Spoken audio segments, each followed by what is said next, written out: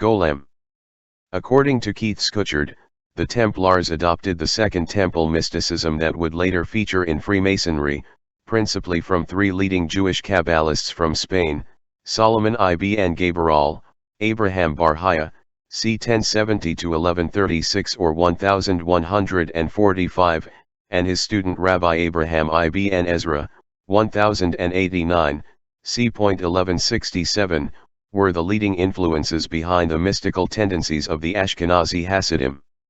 25 The central figures of the Kolonimus founders of the Ashkenazi Hasidim, once they resettled in southern Germany, centered in Worms, Speyer, and Mainz, included Rabbi Samuel ben Kolonimus HaHasid, his son Rabbi Judah HaHasid the Pious, 1150–1217, and Judah's disciple, and its last major member, Eleazar ben Judah ben Kolonimus, c. 1176–1238, known as Eleazar of Worms. Astrology, which he called the sublime science, also had a place in Ibn Ezra's work, which was cited extensively over the centuries, including by Rabbi Eleazar of Worms. The first reference to Hasidim comes from the Bible, where human beings who love God and are loved by Him are referred to as Hasid, meaning pious. The first to adopt the name were the Hasidim in Judea in the Second Temple period, known as Hasidians after the Greek rendering of their name. The Hasidians, who are mentioned 3 times in the books of Maccabees. In the winter of 167 BC, immediately after the plundering of the temple by Antiochus IV Epiphanes and the abolition of the observance of the law, a company of Hasidians, stalwarts of Israel, every one of them a volunteer in the cause of the law, joined Mattathias and his sons in their armed resistance against the Seleucids. 26 opinions are divided as to whether the Hasidians were the predecessors of the Pharisees, the Essenes, or both. 27 They are referred to in the Talmud as the Pietists of old, who would meditate an entire hour in preparation for prayer. The bulk of the magical material of the practical Kabbalah, to be distinguished from speculative Kabbalah, is found in the writings of the Ashkenazi Hasidim, who were a conduit for some of the mystical traditions of the Sephir. 28 As Golem remarked, the methods of the Kabbalists often tended to be more magical and theurgic than mystical, and therefore, this may have something to do with the origin of the medieval stereotype of the Jew as magician and sorcerer. 29 Throughout Europe, and from the earliest times, the Jews were charged with practicing black magic. Astrology and alchemy were 2 aspects of what is known as practical Kabbalah, which, according to Golem, was understood to refer to all magical practices that developed in Judaism from Talmudic times through to the Middle Ages.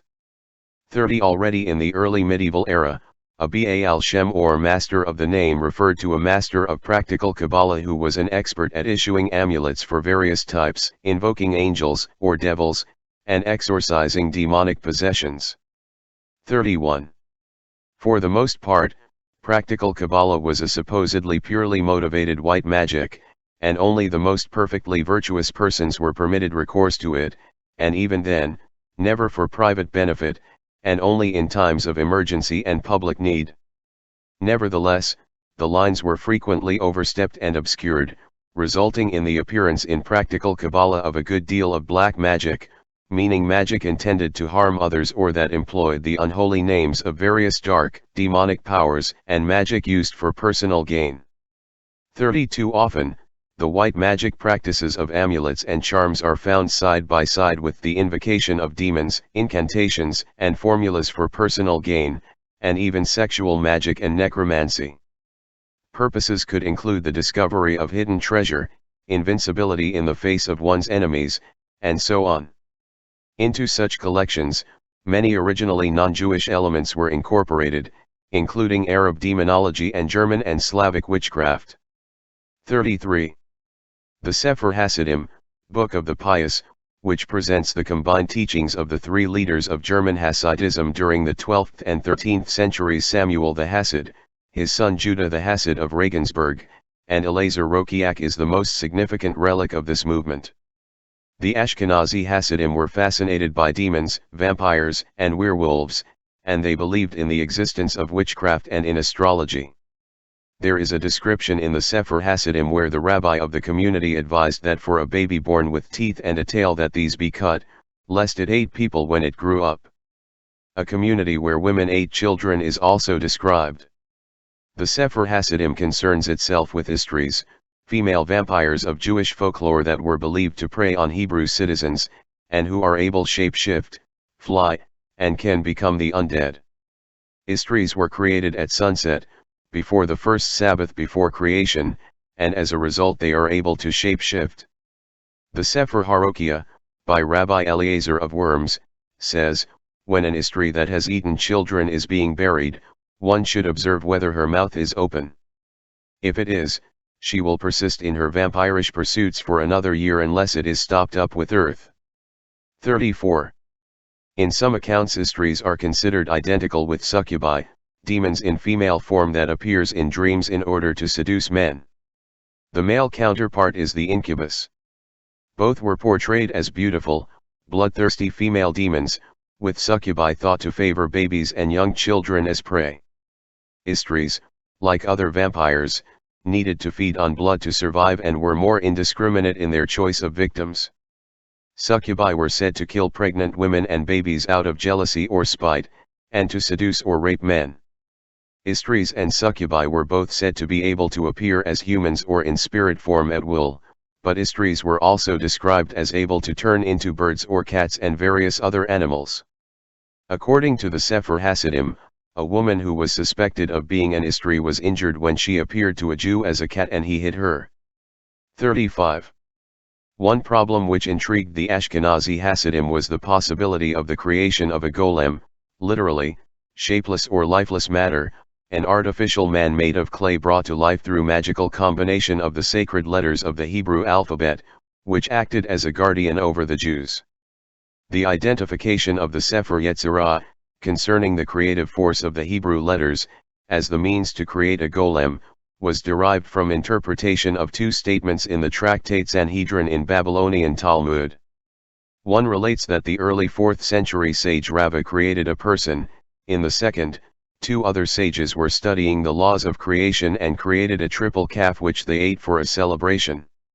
Some commentators identified these laws of creation with the Sefer Yetzirah, which would have enabled Abraham to create a human being. 36. The earliest known written account of how to create a golem can be found in Sodi Irazaya by Eliezer ben Judah of Worms. In his commentary on Sefer Yetzirah, Eliezer wrote that after kneading virgin soil from the mountains with pure water, the first stage of creation of a golem is to form the limbs. Each limb has a corresponding letter mentioned in Sefer Yetzirah, and this letter is to be combined with every other letter of the Hebrew alphabet to form pairs. Then a more general permutation is done of each letter of the Hebrew alphabet with every other letter into letter pairs, each limb separately. This second, basic method of combination is called the 221 gates. Then each letter of the alphabet is combined with each vowel sound. That concludes the first stage, for the formation of the golem's body.